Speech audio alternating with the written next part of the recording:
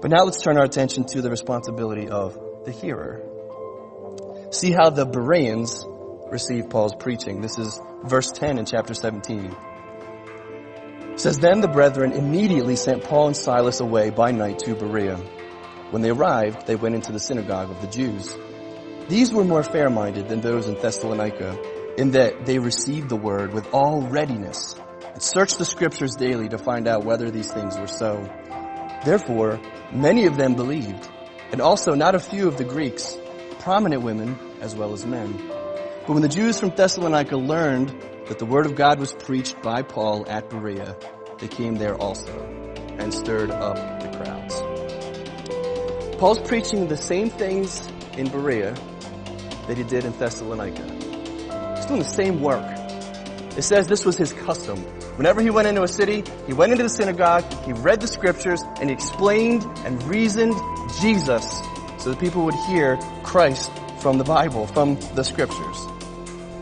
But we find out here that the Bereans were a different crowd than the Thessalonians. It says they were more fair-minded. I don't know what word you have in your translation, but the word means noble.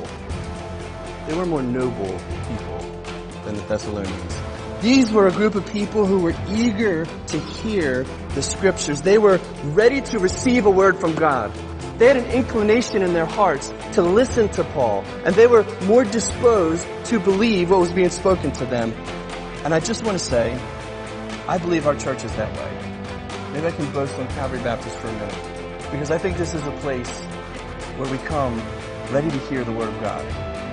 I feel that way. I feel blessed that I can sit in that pew right back there. I stole Steve Sparks' seat when I first started coming here, and he let me know about it. Right there, I can sit, and I know I'm going to hear the word. Someone's going to share the word with me in this place. You ever see those cooking shows where they have a surprise ingredient, and they have 30 minutes or whatever to come up with some dish? Let's say octopus, I don't know. They got to find all the way to fix it up and dress it up. I've watched some of those shows, and somebody spends so much time putting in all these ingredients and preparing it and frying it or whatever, and then they offer it up to the judge, and the judge is taking a spoonful and they're chewing on it, and they look at him and they say, there's a lot of flavors in here, but the main ingredient doesn't really come through. Right? You ever heard him say something like that? I don't taste the octopus here.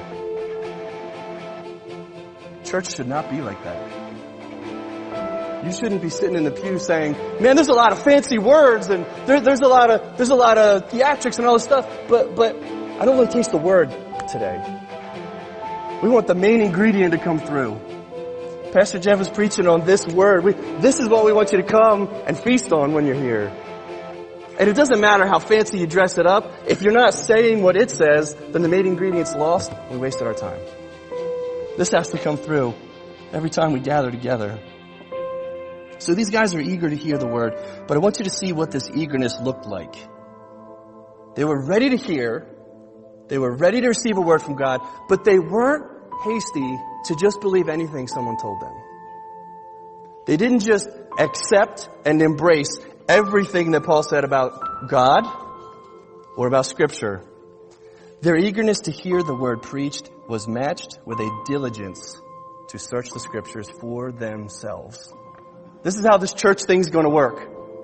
Eagerness to hear, but discernment. Expository preaching, here's the word presented to you, but if I can say this phrase, I think it's a Charles Spurgeon phrase, expository listening. Is the word being preached in this sermon? This is the complement to Paul's faithful presentation of the word. He's careful to explain the meaning of the text, and they're ready to hear it, and they're discerning in how they listen. So that means for the Bereans, the Scripture was the authority that they tested Paul's words by. And Scripture was weightier to them than Paul's reputation or his speaking abilities. So the Bereans listened to Paul, and then they went back and they searched the Scriptures for themselves.